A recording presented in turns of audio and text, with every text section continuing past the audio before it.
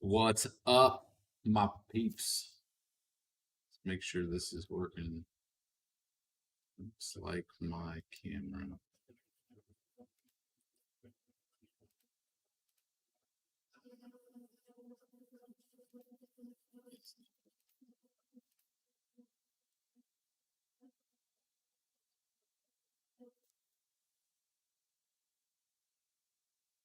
What's up, peeps? I am working on my camera, and then we'll get started in this. We're going to talk through some stuff today.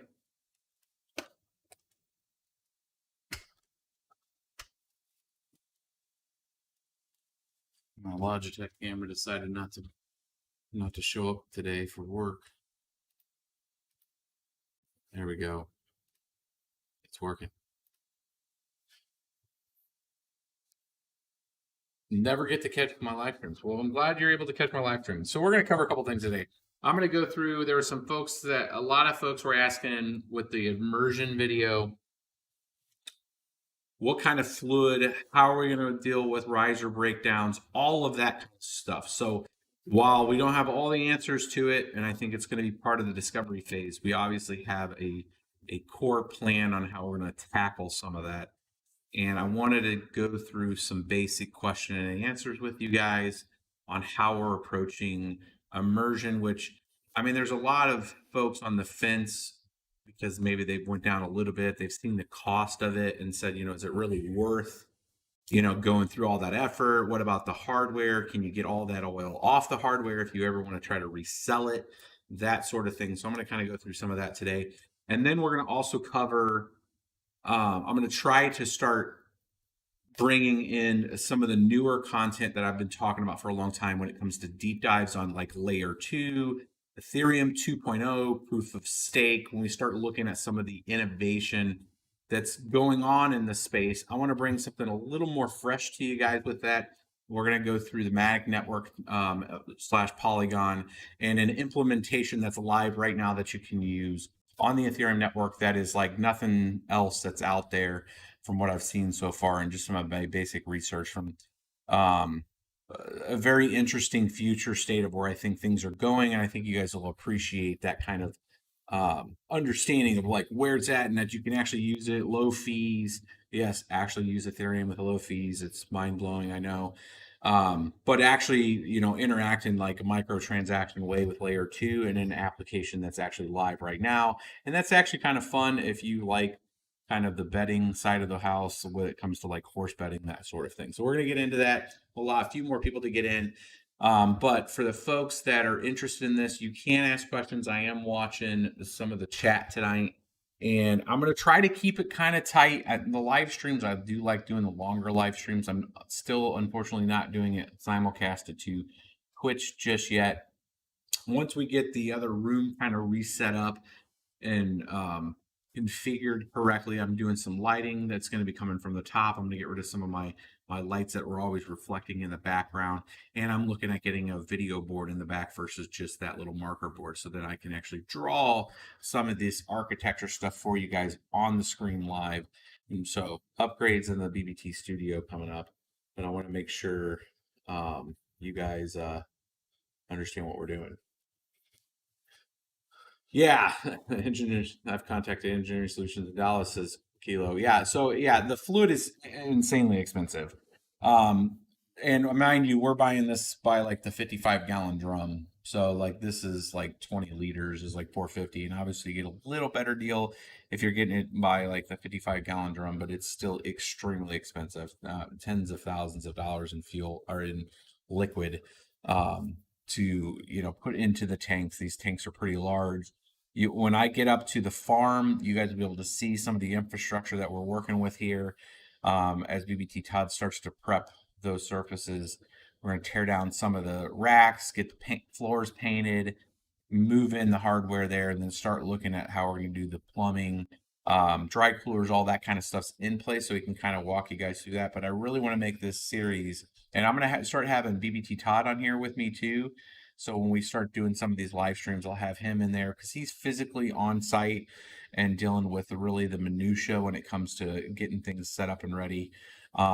And then from like the thermodynamic side, we're getting obviously some support with that. I'm not a fluid chemical thermodynamics engineer. However, I do know that if you have the right kind of flow rate and you have the right viscosity that's going through that, and you can move that transfer that heat to the fluid, get it chilled, get it back in, you have your hot and cold zones. I understand the basics of that, and just really work with some of that support that comes with when you start investing this kind of level into the space. And mind you, with our current setup, why it seems really expensive to be sinking like RX 470s, 5700s, RTX 3090s, those sorts of things in there. This is a long-term kind of solution. The tanks, the solution is there. So as the technology stack starts to upgrade, these are just a switch out of the hardware that goes in there. So the tanks, the know-how on that can be readjusted as needed if you have one flow plate that needs to be for like the RTX 3000 series versus like the 470s are going to put off a little different heat signature there. But a lot of it's going to be iterative. I mean, there is some shops that have done GPUs. A lot of this kind of investment goes into the ASIC side of the house. This is the fluid that we're looking at right now that we actually have. I know some people, the moment I would have brought this up, they're going to come back and say, well, wait a minute here. There is another type of fluid here, the 888 fluid, which is this. So you're looking at BitCool BC 888, which on their product listing shows that it's been engineered specifically for the types of tanks and compatibility with ASIC-based cryptocurrency miners and blockchain applications. However, the difference here, and you read just a little further here, it says for GPUs and FPGAs, they recommend this. And it comes down to that part right there. So the materials used in an ASIC versus the materials used inside of a GPU and some of the shrouding and stuff that you pull off, there's a compatibility issue with the way the fluid works with it. So the 100, the EC100 is the stuff that you use for the GPUs. So that's a big key distinction, because some people are thinking that we could go synonymous between, we could have a mixed setup with like ASICs in one tank and then have some extra space with some GPUs. And since the fluid is different, you can't do that. And you can see a pretty interesting rundown here on this site here. You guys can see this engineering fluids. I'll put all these links below. For you guys can get to all these links, but this is what I'm looking at. It's interesting because they actually keep a pretty nice updated list here of like when an ASIC was released, if it's been tested with this or not, basic numbers about it. And you can see a lot of these current ones. And, looking down here, they have all of it. They have Silicon here, cans, Avalon miners. I've talked about Avalon a lot. People are like, I don't understand who's Avalon. Well, it's Can. So I usually leave off that when I'm talking about it. Even the Silicon, you can see some of these dates here. Look at 5-1, my dudes. A10 Pro, 5-1. So last year, so they've been at least out there for that. I know a lot of the crypto miners were doing a lot of the reviews, November, December timeframe. Look at when those were tested. Look at when the A10 ETH Master was tested. That's some pretty interesting stuff when these were not supposed to be out yet, but yet they were tested with this in 2018. Like that's a telling thing. And that's interesting, seeing the dates of those tested and how long those have been on the networks. So anybody that had the ability to get Silicon A10s at that point in time and was able to test it with, this kind of cooling, not only were they super maintenance free, because you had, once the setup was set up there, 9/1 of 2018. Like, that is nuts. And I remember with a slide deck that came out, they were talking about taping these out and getting these out, but it was like they weren't supposed to ship until like at least 2019 or later. So that's an interesting discovery. And what I found is more companies and third-party companies that are facilitating crypto mining, they're I don't want to say not aware of the scrutiny or the publishing of certain information. Literally, they're just telling you, hey, we tested this on this date. It is what it is. But not like if this information was supposed to be hidden or not there. I mean, this has been on their site for a bit. But it is interesting that somebody had those at that point in time. And it could have been just the test unit or whatever, but um, it does give you a big punch list of all the different ASICs and stuff out there, which is pretty interesting. But I wanted to give you guys a site the site, the fluids that we're looking at, that we already have, actually not just looking at.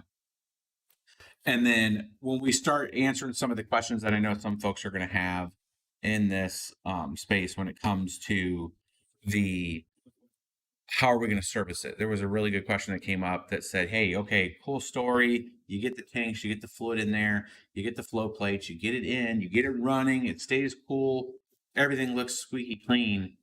Then you get a report from one of the rigs, these are 12-card rigs, you get a riser dead. How do you fix that? How are you going to handle that kind of situation? This stuff is literally like, a higher viscosity oil.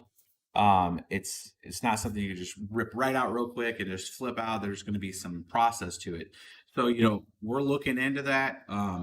We have a couple different solutions there where we could have, a tub tray, on some casters that we roll over, go to the particular rig, shut that particular rig down, have a way to lift that rig out of there, let it drain into it, because you want to capture as much of that fluid back, let it drain for a few minutes into there, be able to slide that pan underneath it and capture all the extra fluid that you can, work with some gloves, obviously, and then start to disassemble that rig over that particular spot. There's a couple different ways to do it, but we're going to look at what's best. We're going to kind of, it's just you build a process around it. You look how you're going to maintenance it. You find your strengths and what makes sense for you. So there is no like playbook on this. A lot of these things are custom set up, especially when it comes to the GPU side, right? These are custom. Some of these are super custom solutions.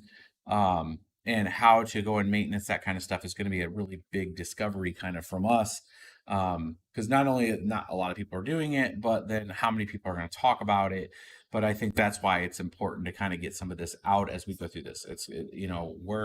We're learning with you guys on some of it, and then some of it's going to be kind of guided approach and the best way to handle it, best way not to lose material. You don't want also a lot of particulates and things catching into there. So do you do it right in the spot, or are you going to do it in a clean room, that kind of thing. Yeah, I'm seeing some of your guys, some of your comments about the fluid being super expensive. It is very expensive, and if more data centers and stuff start to move to this, I've looked at a lot of the why do you do it, why would you want to do it, what's the downfall of it, that kind of thing. We've kind of went through it, but we know what the impact is of not doing immersion.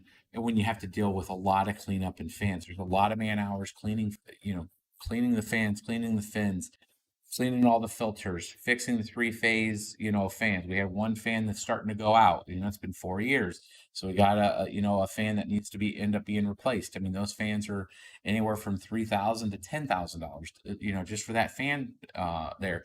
Well, $10,000 in this fluid is expensive too, but replace a fan, replace some fluid, it's kind of where this is a lot less maintenance over a long period of time than the other thing. So you look at the whole cost benefit analysis, you look at the uptime, those kind of figures, and we'll be able to get that. And we could go 2-3 years down the line and say, all things being equal, here's what it costs, and it actually isn't worth it. And as somebody tracking us, of us being transparent on that, it helps, the ecosystem, either by engineering fluids get better, offer better solutions, offer suggestions on how to make it more efficient, that sort of thing.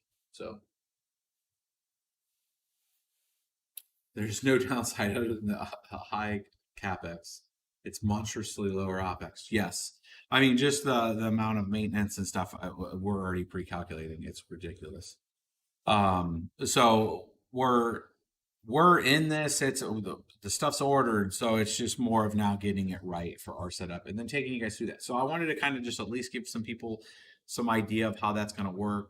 Um, and as we go through it, we're gonna keep some stuff with you guys. So I just wanted to answer a few of those questions. Now I'm going to pivot this conversation over to layer two. So I've been having a lot of I don't want to call it offline conversations, but just as I'm going through my discovery of where does layer two sit right now, at least for Ethereum. There are other layer two options on other blockchains too, which really are synonymous with that, with the way Polkadot's going to handle things.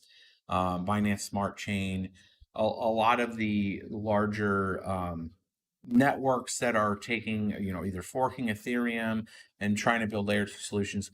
I wanted to see a solution that's actually live, that's actually being used, that actually has some kind of functionality. So then when I'm starting to kind of peel it back, I can explain to you guys a little more detail as we get into a deep dive. So one of those projects that is live right now is on, let me bring this one up here. Oh my God, is Matic, when it comes to scalability, which is now turning into Polygon, which their tagline here is Ethereum's Internet of Blockchains. And I'm not going to sit there and go through the white paper with you right now. I want to give you guys more. When I have the video marker board, we will kind of wireframe and mark up how it physically works. But I want to show you kind of the output right now. I want to show you it kind of like having the cake before we, get into the main course here, of a lot of these websites kind of show what they're going to do and how they're basically going to do it. But I wanted to show that it's actually running. And again, this isn't paid content. I have not been contacted by these folks. I haven't even got any really emails. I think I probably get something about Matic a few times a month. People asking me to like cover it because they're actually building things that function, and people have built content that works on Ethereum's blockchain with it. But like, I'm trying to take an approach where it's not sponsored content. I'm not against the sponsored content. I actually have a couple, about 3 sponsored content videos coming up. Crypto.com, BlockFi, which I use already. I'm actually I use Uphold, Crypto.com, and BlockFi pretty regularly. I might end up doing one with Uphold, but Crypto.com and BlockFi, I'm going to have a more specific, can be sponsored because obviously they're paying for part of it, but I'm going to kind of take you through how I use it. So it's kind of like a 2 birds, 1 stone type of thing. Like, here's a look at how I use it. Here's how it functions. Here's the risks that are associated with it, that sort of thing. But circumstantially has my content related to it. But like with this particular stuff, nobody's contacted me. This isn't like, I'm not endorsing Polygon or Matic. I'm just showing you what I've seen function and work, and it looks interesting. And I think it has a lot of future state promise. It gives me a lot of faith with where Ethereum could go when it comes to development. And it's actually pretty interesting to watch. When you start looking at like CryptoKitties or any of these things, when people start thinking about how to like do things with like NFTs and all this stuff, and like owning a unique CryptoKitty or something like that, and it's just like this 2D thing that shows the lineage and all that, and then you have something that's running on layer 2. So it's like you see the layer 1 applications when it comes to cryptocurrency and some of the options when you talk ERC 721. And then you have the evolution of that, which is layer 2, and why it's not just hype. It's actually showing you some things. So Zed Run allows you to purchase horses, and then you can race said horses. You can breed them. It's a lot like CryptoKitties in a way, but it allows you to kind of do some cool stuff with that. And what it does is, and you guys are going to see this here, they're all sold out right now. They have stud services or whatever, breeding, horse racing. Anybody that knows anything about horse racing, it's got that kind of layout. But the big thing is that it has live betting on Ethereum's thing. So you actually set it up on your MetaMask, and it's it allows you to, like, this particular race is going right now, but you can actually watch this in 3D. And when you fire this up, we're actually going to be watching this race in real time. And if you owned a horse, you can enter it in a race. And then this is about to start. I don't know if you guys can hear some of that music kind of in the background here. Might be bleeding through a little here, but here, let's see if I can not make it an echo. So we'll just watch this one again. But here is the race. So it starts, and it actually, like, this could be your horse, right? And it's actually, this is playing all in the browser right now. Here, we'll skip the intro where it tells you the flood lines and all that. Turn this down a little for you guys. I'll have to hear the feedback of it. And then it actually goes through, and like, you can see the names. Steve Curry. And they actually race, and you can see that this is for 0.76 ETH, right?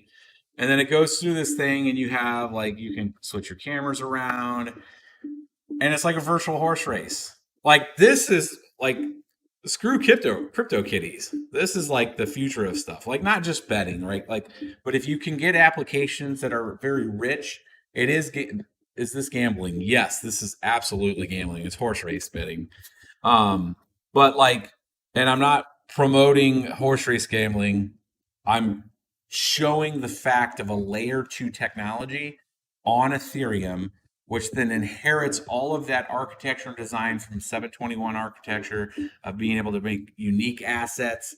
And then you would have the ability to have, with like this particular thing, horse breeding or whatever else. And circumstantially, people have a pool that they can bet into, and then they're just exchanging back and forth from, horse betting. But in a future state, like if you had an MMO, so people are trying to wonder, how can you make like an MMO work where you have like unique items, or if you take a couple hours of the day and you start you play any kind of other game, and you want some kind of unique, like you get a special weapon or an item or something, and cryptographically it is unique. How many are on the server. You have the ability to swap and trade with in-game currency that may not have a one-to-one relationship with any kind of currency. So it doesn't always have to be wrapped around money per se, but you do have, it's always going to front run money. Solutions are always going to front run the base tech. It's just like, the porn industry front runs a lot of the core tech initially through the 2000s, right? Server spaces, data centers, all that kind of stuff. In that particular thing, it pushed a lot of technology stack. Money right now, betting in that is pushing a lot of the technology stack right now. But a lot of other benefits are going to come out of it. So in this particular thing, it's a very kind of visually interactive horse racing thing. It shows the win rate of this particular horse, its career stats, all that. I can see a lot of sports related games and stuff moving to this, right? You can join a race if you want to try to race or whatever on this. We'll go back out to the main screen here. So if you're going to racing here, you can watch these events live. So like this one's live, it's going right now. You can watch it in 3D. Since it's on the blockchain, you can prove that the game isn't cheating. Yeah, so most of these things work just like Satoshi Dice used to work back in the day. It works in a way that you can, that transparently you can see the seed that it's running on, and that the hash, the randomization that's being used, you can see the output. So the smart contract this is running on, technically you can audit it and validate that, hey, it's using this random engine. It's predicated on these various settings and I haven't audited this smart contract, just full disclosure. But in theory, that's the way these things would work. If you start to look at like, well, how do I know that this is super random? Well, it might be taking the horse breed, it might be taking the generation, it might be taking some of these other factors that then give it a set of numbers and allow it to have its opportunity against other horses better than others, right? And obviously there'll be some other kind of probably dark horse randomization in there, no pun intended. But just the presentation layer and all this being running in a browser It's all on chain. It's on the the fact that you can do microtransactions on this, not have high fees. We'll get to let's see here, Zed. So if you come in here, people they do have a pretty good knowledge base article here. Let's just explore it real quick. Let's see, ETH fees. I was looking up fees because I wanted to know real quick how, like, what is Matic? So this is Matic is what it's running on. Layer 2 solution allows low to near zero gas fees, and so this is why you can make like if you got third place there, you'd have $6 on that particular race, right? And then so you're getting that without any fee structure because you're on a layer 2. It's much less. And I'll give you guys my best. Layer 2 is 2 years behind the curve, bro. It's getting there. It's a much better. But I mean, a lot of people don't understand fully what a lot of these, if it's Lightning, if it's Liquid, if it's Matic, if it's using Plasma, if it's using sharding, like what's the real premise at the end of the day here? And what it comes down to is I like to explain it the way I kind of partially heard this, but then I kind of adapted it myself from having a background with Anheuser-Busch back in the day and, selling beer. And I think this really ties really well. So it's the bar tab transaction concept and understanding. So if you walk into a bar and you have we can all independently make different purchases, and it's going to keep the bartender super busy, or we can open a tab. And the opening a tab has a very unique aspect because it's a collateralized start, right? You're going to a bartender and you're saying, I'm going to hand you a credit card. And they may put a hold on it. They may do, some people just put it there and take the risk of not doing a collateralized hold. But most bars will put, a $50 or $100 hold on the card. So that means it's collateralized. So then you can have all these microtransactions that are recorded kind of off the books throughout the night. So in this same kind of concept, at the end of the night, you post that final sell. They make one transaction. It has all the microtransactions with it. Same kind of idea on the way layer 2 tech works is that when you're submitting an initial set, you can have a collateralized position at the start of it. That's why, like on the Lightning Network, you open a channel, you collateralize it, and then you can make all kinds of microtransactions, right? And then at some point, you're going to post that data to the blockchain.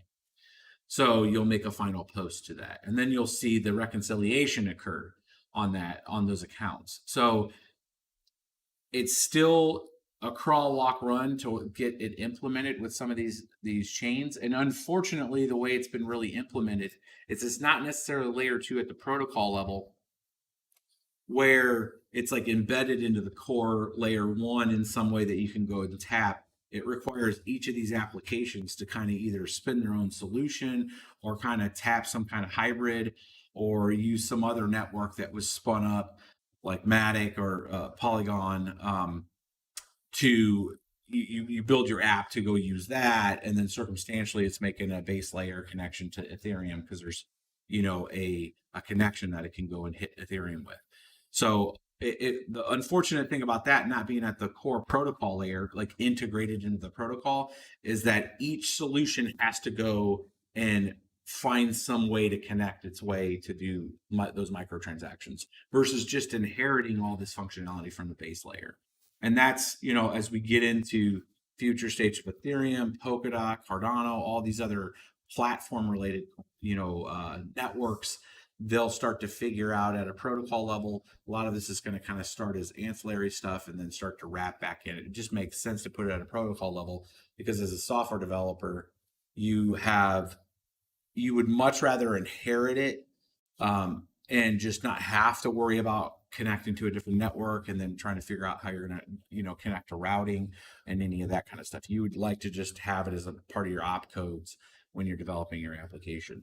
So it's still got a bit, but I wanted to kind of just shout out an example, a visual example, functional example showing some of these, the details here where you can see and you can drill into this.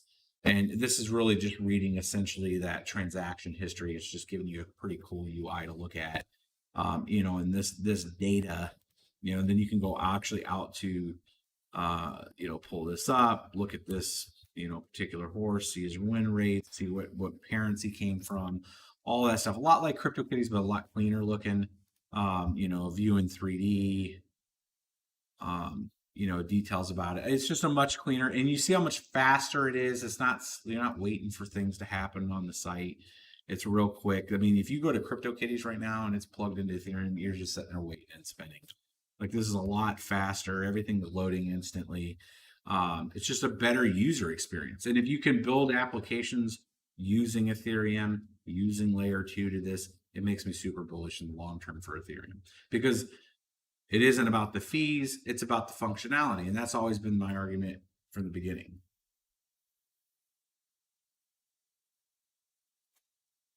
BitsBeTrippin, are you using M3 Novec 7100 for your rigs? No, you missed the first part of the video.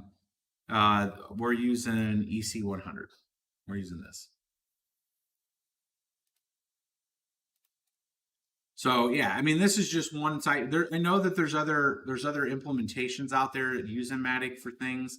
I'm going to be really interested to see the first kind of major game that's going to have its assets online like this, to where we can come here and see this stuff at this level. Like, there's games that are out there, like centralized games that they have a web server and it gets you back to an API key that gets you back to your game data. EVE Online is a real good one for that. We can get extensive amounts of data from the game using API keys.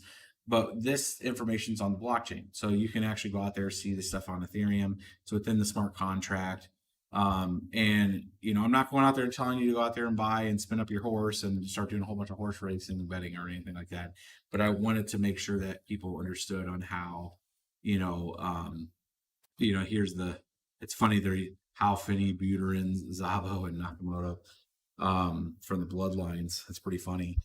They're getting some pretty stout shout outs there. But this is just like one of many things showing on that layer 2. So what does the Matic token do? So it's the underlying functional utility token that sits underneath this. So from my understanding, and I don't have a huge deep dive on Matic itself, I'm doing that literally right now, but a lot of these different tokens like Chainlink, Matic is this example, are the functional underlying utility token that goes and executes some of that. So it's like a collateral trade at the end of the day, and it has circumstantially has a spot price. So anything that you would have a limited supply on, that you use it as a utility, and if you need more of it to function, then you're just doing a collateralized backend underneath it to make things function. Chainlink as an example. If you're tapping Oracle services, wrapped Ethereum, if you're going through something from like a DeFi network on, moving your Ethereum from point to point, like from liquidity pools and stuff, you'd have like wrapped Ethereum. So a representative example of a particular token on a blockchain. So it has a one-to-one to it. But a lot of these utility tokens, and people will probably ask a lot of questions like, why do utility tokens exist? Why does everything need to be its own token? A lot of it comes down to the very simple fact that if you want to implement a new technology stack, or you're trying to make an influential change on crypto, on the cryptocurrency scene, and you're like, I got this idea, I got this way to implement it, but I necessarily can't influence the baseline code of the particular chain that we're on to implement the things that I need, because the opt codes, the foundation isn't there for you to implement what you're trying to do.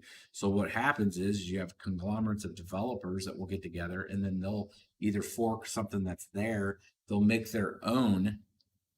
This is what it is in most theory. Some people are just looking to try to fork something to make money, but like people that are actually building a utility like this make a token that is the utility side, and circumstantially, there's an output of the utility. So if it's proof of stake or some other a way to keep the consensus going on it, they then have a network that then they can build all those tools on, and circumstantially it has a token. And then that token is part of the utility, and then predicated on their supply or their staking policies, the liquidity side of it, really determine on it, how much value proposition initially from a utility it has. And then of course speculators are going to speculate and they're going to drive price up when they're excited about this. Like this video, I mean, I'll get 110 people watching right now. Somebody here could go speculating on Twitter and then be like, oh my God, man, it's the new hotness. And then that gets some kind of stuff. And now we see it on, TikTok investors, right? I mean, who knows? But bottom line, if you got a development team and they're trying to make an implementation and they can't convince a core developers of networks that, hey, these changes need to come onto the blockchain for me to do what I need to do, then most of the time they just spin their own thing.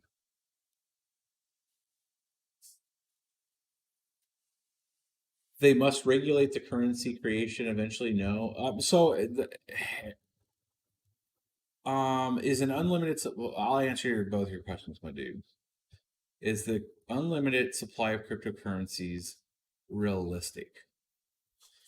So I would look at it like part of the tagging of cryptocurrencies is part of the issue, because we are determining that all cryptocurrencies would be money in that concept. When in reality, what it is if the work effort, I'm thinking how I'm going to say this because I'm thinking of it off the top of my head to be able to explain it to you. The work effort sometimes embodies the fact that a token is created, meaning like developers want to build something cool.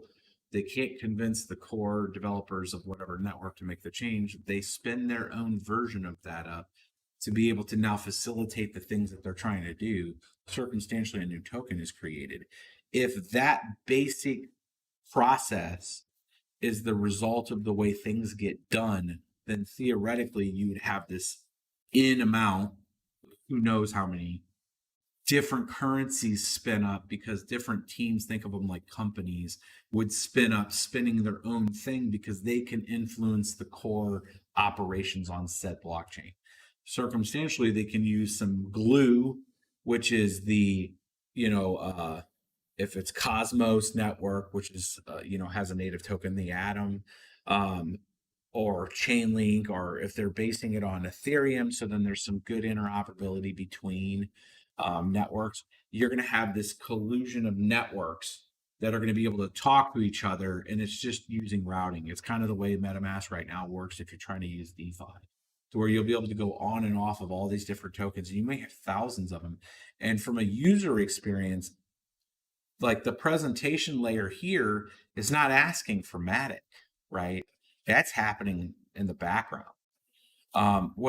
Everything on this interaction standpoint is only in ETH, but circumstantially, you're going to have like maybe some utility tokens underneath that make everything work, but there'll be this like real-time trade engine in the background just facilitating the activity, right? So that, I think, is going to be the future state of where things are at. I don't think we're going to ever change the behavior of developers or development to try to work on one particular network or another. I mean, look at like anything, even Bitcoin. Bitcoin had a couple different options on layer 2 scaling, and you had Blockstream's Liquid, and you had Lightning Labs do Lightning, right? You have two different companies do different implementation types.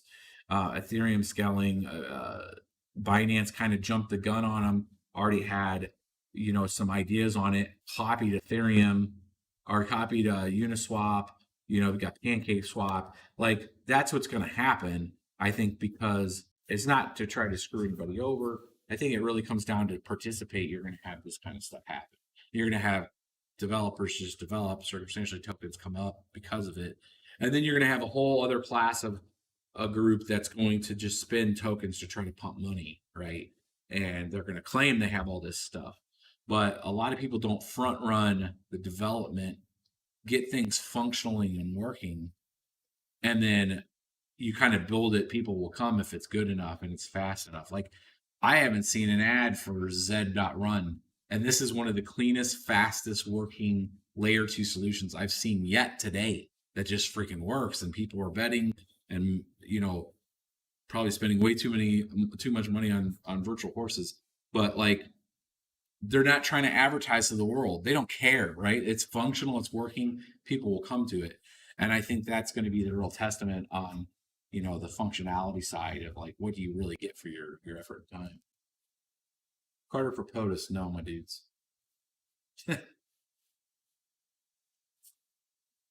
It's already a reality. Direct banking fiat wallet in 145 countries. Yeah, I mean, crypto's working. Crypto's doing the stuff, and this is just going to be getting better and better. But I mean, I don't know. Is this kind of content okay for you guys? Is this informative? I mean, I'm at 40 minutes. I was going to try to make it 45, no more than an hour. Do you guys like this? Isn't mining. This is more implementation. Layer 2. Was this informative? It's. I mean, you let me know. I know I don't want to alienate my audience to things they don't want to hear, but. Stud farm. It sounds like my living. There you go, Michael Walker.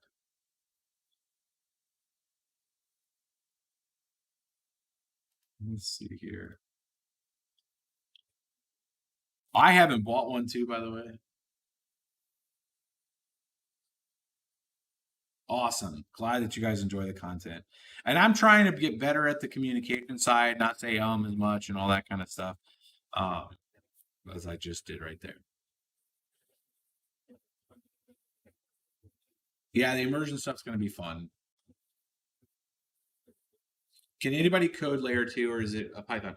So there's other networks. There's other things that have layer 2. If you do, and I'll put some of the other layer 2 options in this description below for you guys. Breaking news: Monero is now worth 420. Let's go coin market cap. Oh, we're having a little pump back up. Ethereum's pushing back up. Binance pushed up 20%. Oh, the Dogecoin drop is happening. Uniswap's flat. Monero is the real hero on the 420 day, huh? Monero just did an update, so that's probably why that's pushing. Monero just did just included, now has atomic swaps in.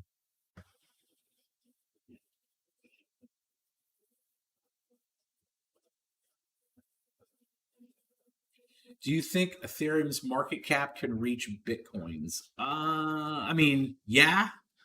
I mean, I think Ethereum eventually will be well over $1 trillion for sure. I have a very high confidence in that. If you look at the entire crypto ecosystem that will be built around and on Ethereum and a lot of these other networks, it's not just going to be Ethereum. It's going to be, I think Polkadot, I think eventually Cardano will get its life figured out and start having some development. Cardano doesn't have smart contracts, so it really limits its it's got a long way to go to try to catch up with Ethereum. Like it's not even in the same parsec when it comes to that. Polkadot has some functionality. Again, it comes back down to usability of networks and interoperability back and forth. So as these start to kind of build and you get the interoperability between these networks, it's going to hit a point where I believe it's going to be agnostic to the core user of what network they're on, more of like what app was developed on what platform, almost the way kind of like Steam, Origin, and that kind of plays out from like the service provider standpoint for video games. What really matters is the usability of those networks. There is a huge play right now in the market dynamics because people are making money on it and owning the token as a whole.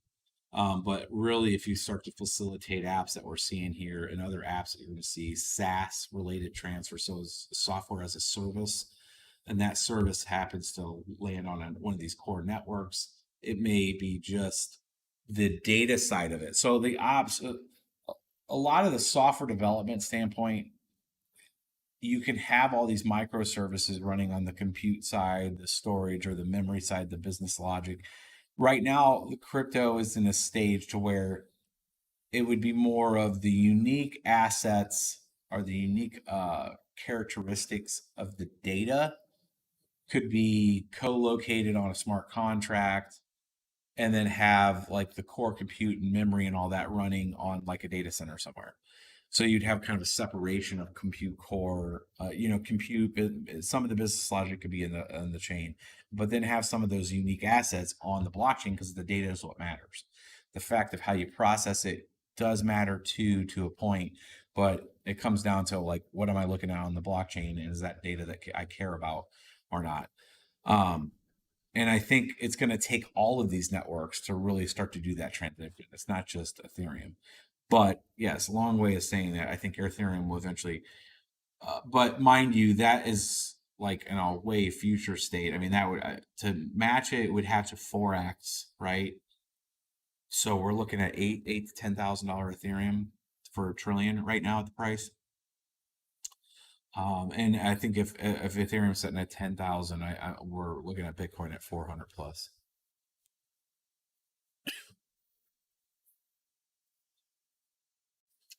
And it's one of those things too that at the end of the day, uh, Ethereum's core development and its core protocol development and its future state with the proof of stake applications are already writing around it to a point. They're writing on layer two solutions that happen to use Ethereum. And now for people to use those apps, it's just expensive to buy Ethereum if you don't already own Ethereum, right? You could put them you could put the Ethereum you have in your MetaMask, connect it to something like Zed Run using layer two, and then just sit there and play with the money that's there. Let's say you wanted to go buy more money. Well, now you got to hire this higher expense because Ethereum's transaction fees are very high. What's your opinion of Bitcoin Cash, especially when Bitcoin's recent $20 to $30 fees? The fees are irrelevant in Bitcoin, in my opinion. Fees are irrelevant because Bitcoin's not being used as a currency. So people are going to buy Bitcoin agnostic to that.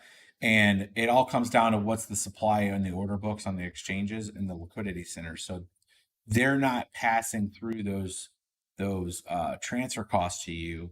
You're just buying it at whatever spot price is. If you transfer Bitcoin out of an exchange back to your own wallet and you're moving it around, it's just costing you money. So it really comes down to, why are you doing that? And why do you need to? If you need to come out of an exchange because your keys, not your coins, absolutely admirable. If you have the security fortitude to understand on how to do that and put it on a hardware wallet, then you're paying that one-time tax fee. I would say, find a time that it comes down. A lot of the fees are higher right now because the Bitcoin network had about almost a 50% pullback. It was about 40%, 44%, because there was a large outage in China, and literally the mempool fold up because Bitcoin couldn't process transactions because it doesn't automatically adjust to difficulty. It takes a certain amount of blocks. So when you lose half the network, it pretty much parks any movement of Bitcoin on the actual blockchain. Like, it takes hours upon hours, if not days, if you take 50% away from the network, right? It's going to take a while for it to actually process transactions. So then you got it's like a collision in a highway, and now you got everything backed up. So high fees are just people brokering to get their transactions through and paying a higher fee. Eventually that'll be cleared out to where it'll come back down to the price. But most Bitcoin around these days, people don't do microtransactions in it. They use other things for it. I don't use microtransactions for it. I use like Litecoin, or honestly, I used to use Dogecoin for a lot of quick microtransactions. And I stopped doing that because now it's 30 freaking cents. I didn't answer your question on Bitcoin Cash though. I don't own any. Well, I should take that back. I do have some older wallets that have Bitcoin Cash in them. But like, I don't actively trade or buy Bitcoin Cash. I mean, it's not that I have a problem with Roger and the whole New York agreement and all that stuff. It is what it is, man. The only thing I have a problem with is Bitcoin.com isn't Bitcoin. It's not that number one spot. And Bitcoin Cash should come out of what it is, and it's not, that whole, it's the original Bitcoin stuff. It's like, it's like when society picks a solution. And what I mean by that is, like, back in the day, it was like, are we going to go Blu-ray or Laserdisc or what? Or not Laserdisc, I don't even know what Blu-ray was like. like format standards. What people choose as a format standard, and what the people have chosen is that Bitcoin, the number one spot right there, is what the base Bitcoin is, regardless of any other words that you say. So from that standpoint, it should be acknowledged as like, okay, got it. The world has spoken. We got some people that really are on one side, but when you look at the grand majority, Bitcoin is Bitcoin. So Bitcoin.com should be bequeathed to the Bitcoin.org, foundation, and that's where it should go. That's the only thing I have with Bitcoin Cash. Other than that, I mean, whatever. It's a functional blockchain. It has adoption in multiple countries. They're using it for cash. I look like a grassroots thing that Dash was doing, and that's fine if it's held a pretty decent price. People can transact in it, no problems against it. DVD. Yeah, it was Ultra HD and well, no, it was DVD. It was Blu-ray. There was two standards. It was Blu-ray and yeah, was that Ultra HD? No, that's a standard.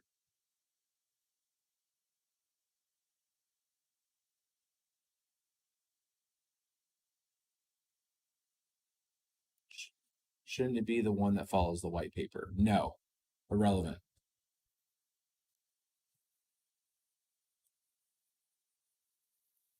That's like saying that it has to be the Constitution and some things, but people take the Constitution to court all the time on certain things, and most of the time that it will obviously hold up in court.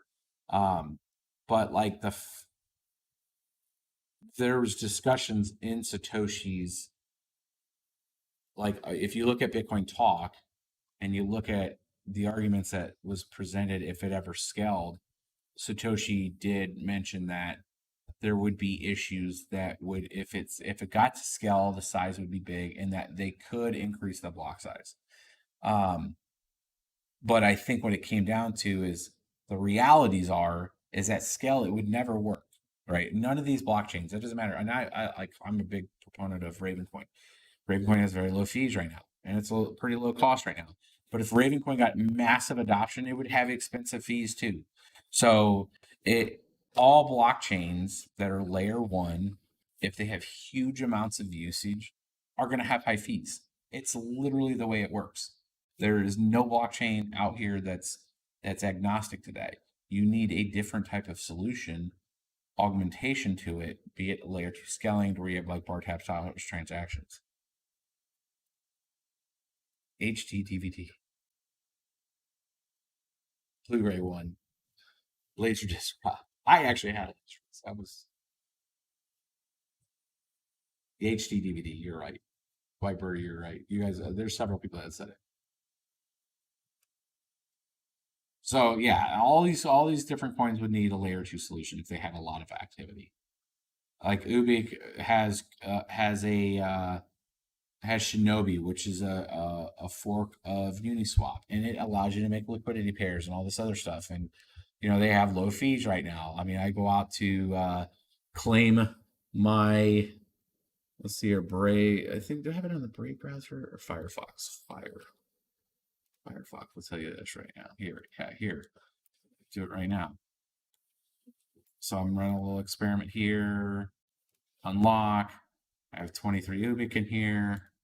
Let's do this. So I'm liquidity farming right now. I have 3,100 Etcher and Ubik because you have to have both on each side of the swap, and I have unharvested TGE1 tokens. So harvest this, confirm the transaction. Here we go, 14 GUI on this. It's literally less than a cent. It's 0.0047. But if this was being done and it's going to harvest this, and I'm going to get those tokens. Here's my balance on that. Yeah, I have a little over 1,000 of those tokens. If Ubik went to $50 and had a huge amount of volume on here, that transaction might be $1. I mean, it doesn't matter. It doesn't. The whole point here, what I was showing here, is that like this is a cheap transaction right now, but it's still a layer one solution. It's not using layer two, and it would be expensive if there was a lot of volume on it.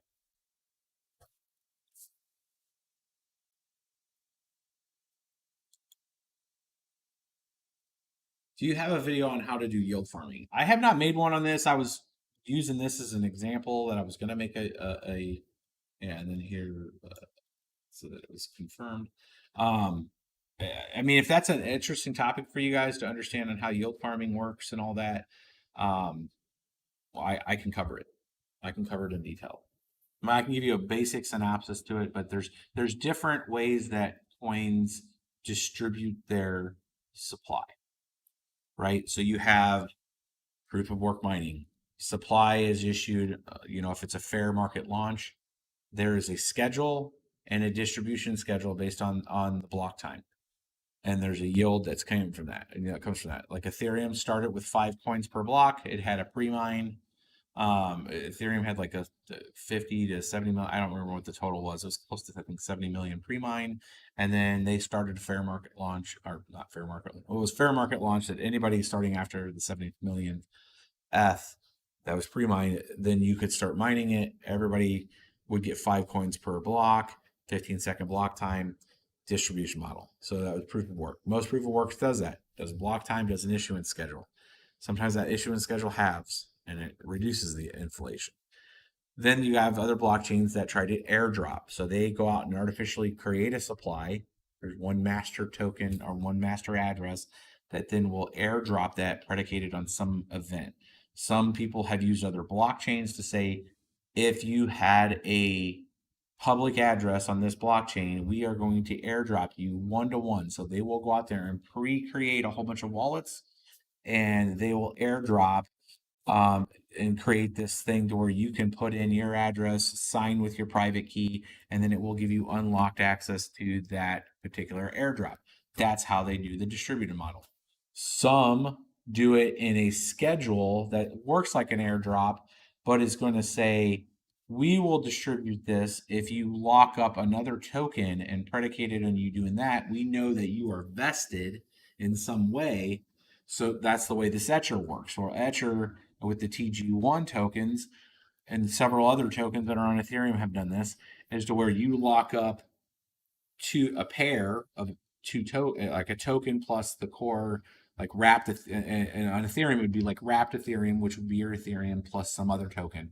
And predicated on that, you signing that transaction, you now are going to harvest over a schedule predicated on whatever rules they have set up in that in the start of it. So they'll say, if you, it's an algebra problem based on if you stake at least 5,000, you'll earn this much every day, right? And it's literally in the smart contract. So it's just a different distribution model. So it's not just building things out of thin air. It's literally the way it transmits its distribution. And it may have like a founder's 2 million coins, and it may give you 2 million coins that can be harvested. And that's where like a lot of farming can come from that.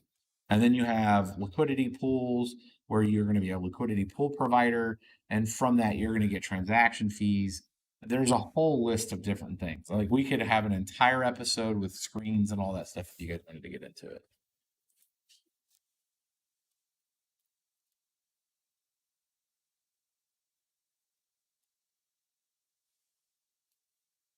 All right, my dudes, we're right here at 1 hour, and we're gonna wrap this one up. I'm gonna try to get some timestamps on this one because I kind of jumped around. I had the people that were looking for the immersion stuff. It's in the beginning of this video. Hopefully, some of this was fun.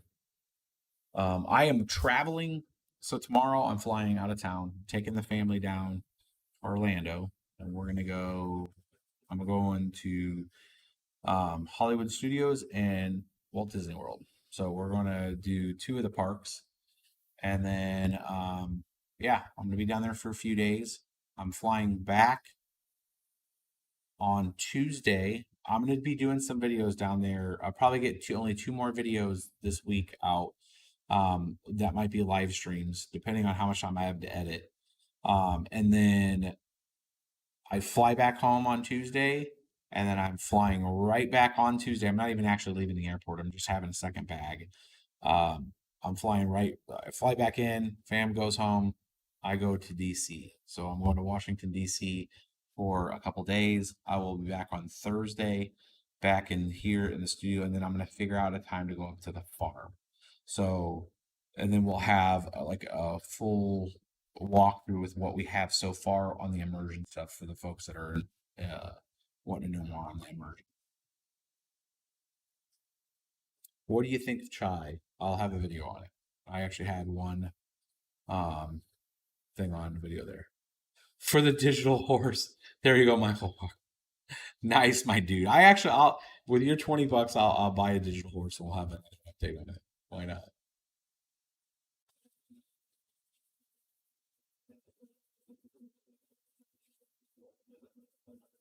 Awesome. Sweet guys, I'm gonna wrap this one up and